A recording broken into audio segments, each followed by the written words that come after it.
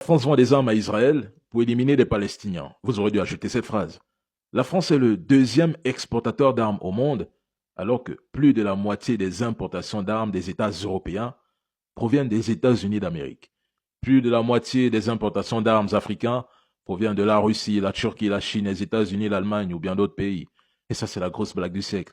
Le gouvernement français vend ses armes. Mais à qui? À part les terroristes de Kiev ou d'Israël. Qui d'autre? Non seulement la France soutient Israël, mais appuie aussi Israël. C'est quand même bizarre, hein? Les plus grands donneurs de leçons, ceux qui prônent la démocratie, sont les mêmes qui foutent le bordel dans les quatre coins du monde. Ce sont les mêmes qui sont prêts à financer des islamistes afin d'éliminer 137 personnes en Russie. Les soi-disant démocrates à la cravate qui ne se retiennent pas de détruire, déstructurer des pays. En Afrique, ces gens nous fournissaient des hélicoptères de campagne et des fusils à eau pour aller faire la guerre aux terroristes. On a le cas du Mali.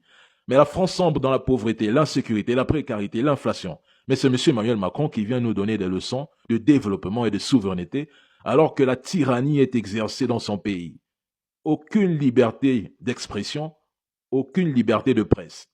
On a comme l'impression que nous sommes dans Disneyland.